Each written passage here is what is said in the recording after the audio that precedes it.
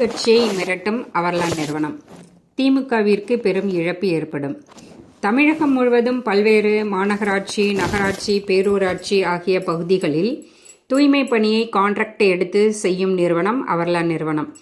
இந்த நிறுவனம் ஒப்பந்த பணியை எடுத்த நாள் முதல் தொடர்ந்து பல்வேறு பிரச்சனைகளை உருவாக்கி வருகிறது.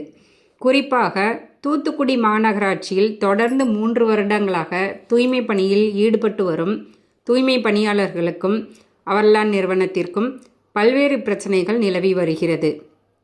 குறிப்பாக அரசு நிர்ணயித்த சம்பளத்தை தூய்மை பணியாளர்களுக்கு வழங்குவது கிடையாது. அதுபோல PF பணத்திலும் பல்வேறு மோசடி செய்கிறது.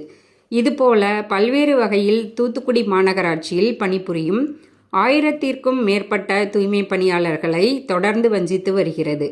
அவர்லான் நிறுவனத்தில் மேலாளராக பணிபுரிந்து வரும் ராகேஷ், முருகேசன் இருவரும் மாநகராட்சிக்கும் கட்டுப்படுவது கிடையாது, தூய்மை பணியாளர்களிடமும் கனிவு காட்டுவது கிடையாது.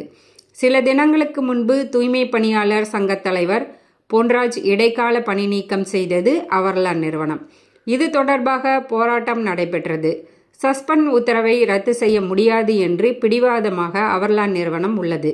இதனை அடுத்து மாநகராட்சி மேயர் ஜெகன் தூய்மை பணியாளர்களிடம் பேச்சுவார்த்தை நடத்தினார். பேச்சுவார்த்தையில் சஸ்பெண்ட் உத்தரவு ரத்து செய்யப்படும் என்று உறுதியளித்தார். 3 நாட்கள் ஆகியும் சஸ்பெண்ட் உத்தரவு ரத்து செய்யப்படவில்லை. தூய்மை பணியாளர் சங்க தலைவர் பொன்ராஜை பணி செய்யவும் அனுமதிக்கவில்லை. மேயர் ஜெகன் உத்தரவின் பெயரில் அவர்லான் நிறுவன அலுவலகத்திற்கு சென்று தூய்மை பணியாளர்கள் மாநகராட்சி மேயர் பணியில் பொன்ராஜை நியமிக்க வேண்டும், சஸ்பெண்ட் உத்தரவை ரத்து செய்ய வேண்டும் என்று கூறிய போது அவர்லான் நிறுவனர் முருகேசன், நாங்கள் 10 மாநகராட்சியில் ஒப்பந்த பணி எடுத்து செய்கிறோம், யாருக்கும் நாங்கள் கட்டுப்பட போவதில்லை என்றும் யாருடைய உத்தரவும் எங்களை கட்டுப்படுத்த போவதில்லை என்றும் ஆணவ போக்கில் அவர்லான் நிறுவனம் செயல்பட்டு வருகிறது.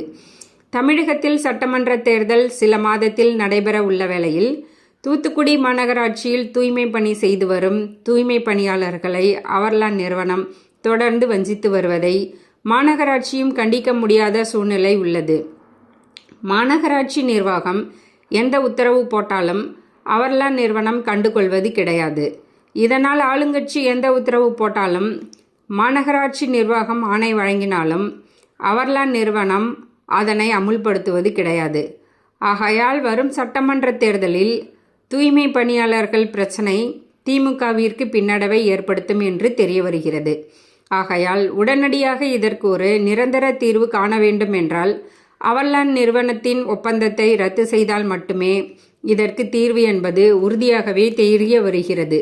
3 வருடம் மாநகராட்சி மேயரும் மாநகராட்சி ஆணையரும் மாநகர் ஒப்பந்த பணியில் செய்து வரும் அவர்லான் நிறுவனத்திற்கு பல உத்தரவுகள் போட்டாலும் அதனை கண்டுகொள்வது கிடையாது என்பது குறிப்பிடத்தக்கது.